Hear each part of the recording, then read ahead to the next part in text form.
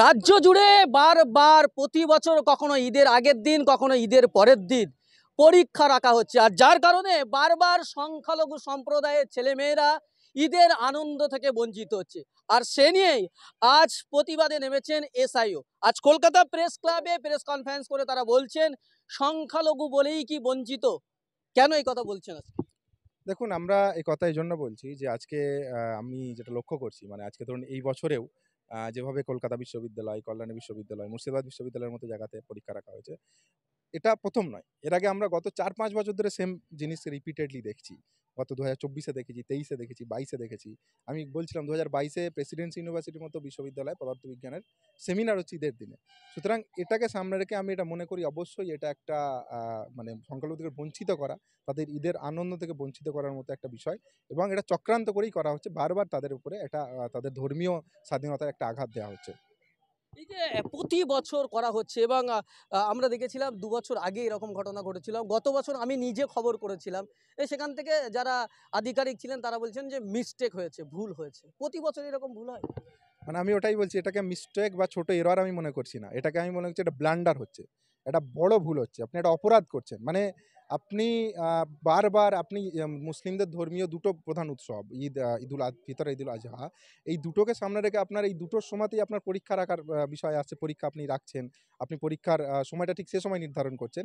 আর এটা বারবার করছেন, প্রতি বছর করছেন। হঠাৎ করে কোনো একটা বছর নয়।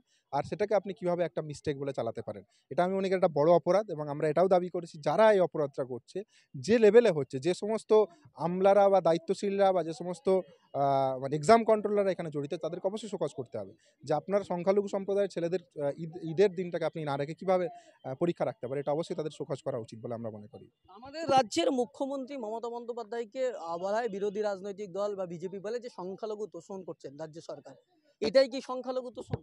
এটা তো একটা বড় প্রশ্ন। আপনি যে প্রশ্নটা করলেন, যেটা দিয়ে শুরু করলেন, সংখ্যালঘু তোষণ বলতে আমরা যেটা মনে করি, এটা সম্পূর্ণ একটা প্রপাগান্ডা।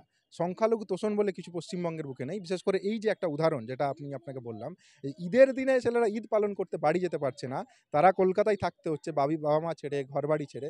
এটা সংখ্যালঘু তোষণ নয়, বরং এটা সংখ্যালঘুদের সাথে একটা বড় রকমের, আমি মনে করি একটা তাদের সাথে একটা বড় রকমের মানে তাদের অধিকার হরণ করা। সংখ্যালঘু তোষণ তো নয়, বরং এটা তাদের অধিকার হরণ করার মতো একটা বিষয়। এই যে বারবার হরণ করা হচ্ছে, বারবার প্রতিবাদ জানাতে হচ্ছে, বারবার আপনাদেরকে নোটিশ করতে হচ্ছে, আপনাদেরকে অ্যাপিল করতে হচ্ছে। যারা দায়িত্বশীল রয়েছে তারা কি বারবার ভুলে যাচ্ছে? বারবার তাদেরকে মনে করিয়ে দিতে হচ্ছে কেন? আমি মনে করি এটা একটা চক্রান্ত। যে যে স্তরে চক্রান্ত হচ্ছে, এক্সাম কন্ট্রোলাররা যারা ইউনিভার্সিটির ভিসি আছেন, বা যারা আমি পর্ষদের যারা দায়িত্বশীল আছে, পর্ষদের যারা অফিসার আছেন, তারা ইচ্ছাকৃতভাবে এটা করছেন। এটা ভুল নয় কোনো রকমভাবেই। তারা ভুলে যাচ্ছেন বলে এটা হচ্ছে এমন কোনো বিষয় নয়। বরং তারা ইচ্ছাকৃতভাবে করছেন যে ঈদের পরের দিন পরীক্ষা রাখা যায়। ঈদের পরের দিন পরীক্ষা রাখলে সংখ্যালঘুদের তাদের যে অধিকার, সেই অধিকার থেকে তাদেরকে কিছুটা হলেও বঞ্চিত করা যাবে। এই ভাবনাটাকে সামনে রেখে ঈদের পরের দিন পরীক্ষা রাখা হচ্ছে, এবং এটার মাধ্যমে তাদেরকে, মানে সংখ্যালঘু স্টুডেন্টদেরকে, তাদের যে মিনিমাম যে অধিকারটুকু আছে সেটাকে হরণ করার চেষ্টা করা হচ্ছে। আর এটা বারবার করার মাধ্যমে এটা আমরা যেটা বুঝতে পারছি, এটাকে সংখ্যালঘুদের এই অধিকারটাকে সরকার এবং ওই স্তরের যারা আমলা আছে তারা কিছু মনেই করছে না। এটাকে তারা কোনো রকমভাবে গুরুত্ব দিতে চায় না, গুরুত্বহীন মনে করছে। এই যে এই বিষয়টা দিয়ে জনপ্রতিনিধিদের ভূমিকা নিয়ে কি বলবেন?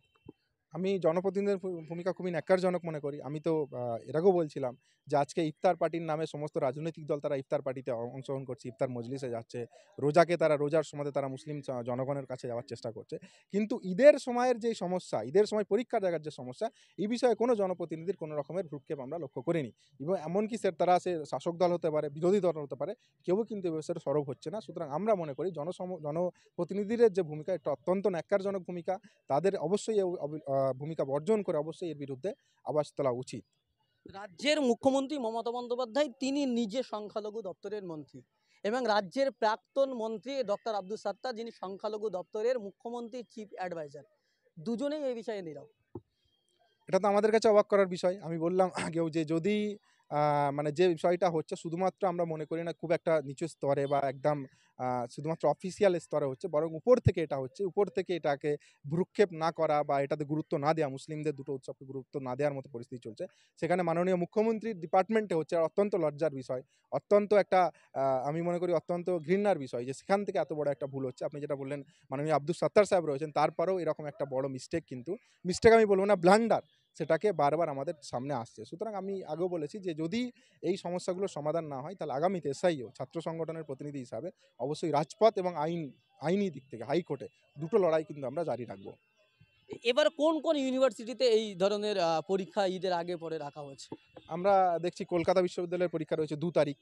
আমরা দেখছি মুর্শিদাবাদ বিশ্ববিদ্যালয়ের অ্যারাবিক ডিপার্টমেন্টের পরীক্ষা রয়েছে 2 তারিখ। কল্যাণী বিশ্ববিদ্যালয়ের পরীক্ষা রয়েছে। আপনার সেই সাথে আমরা দেখছি যে মাধ্যমিক পর্ষদ যেটা পশ্চিমবঙ্গ মধ্যশিক্ষা পর্ষদ যেটা, পর্ষদের 12 তারিখের পূর্বে পরীক্ষা শেষ করতে হবে বলে এমন একটা নোটিশ দেওয়া হয়েছে, যার ফলে স্কুলগুলো 2 তারিখে তারা পরীক্ষা নিতে বাধ্য হচ্ছে। সর্বশেষ আপনার কাছে প্রশ্ন থাকবে, আপনাদের সংগঠন থেকে এর পরে যদি আপনাদের আজকে প্রেস কনফারেন্স করলেন, আজকে আপনারা দাবি করলেন যে বন্ধ করতে হবে, রিশিডিউল করতে হবে, যদি না করে কি পদক্ষেপ নেবেন আপনারা? দেখুন, আমরা আজকে প্রেস কনফারেন্স শুধু নয়, এর আগেও আমরা বেশ কিছু পদক্ষেপ নিয়েছি। আমরা চিঠি মারফত জানিয়েছি ডিপার্টমেন্টকে, ইউনিভার্সিটিগুলোকে জানিয়েছি। আমরা ছাত্রদের সাথে কথা বলেছি এবং আজকে আমরা প্রেস কনফারেন্সের মাধ্যমে আমরা স্পষ্ট করলাম যে যদি এ বিষয়ে কোনো পদক্ষেপ না নেওয়া হয়, আগামী 72 ঘন্টা সময় আছে। তার মধ্যে যদি সরকার এই পরীক্ষার রুটিন যেটা রয়েছে যদি চেঞ্জ না হয়, তাহলে আমরা কিন্তু দুটো লড়াই জারি রাখবো। একটা হচ্ছে আমরা রাজপথে লড়াই করব, যেভাবে আমরা এসআইও লড়াই করে আসছি, এবং সেই সাথে সাথে হাইকোর্টে আমরা যাব। আইনত লড়াইটা আমরা জারি রাখবো, যাতে করে মুসলিম সম্প্রদায়ের স্টুডেন্টদের তাদের ধর্মীয় স্বাধীনতার অধিকারটুকু হরণ না করা হয়। ইমরান হোসেন।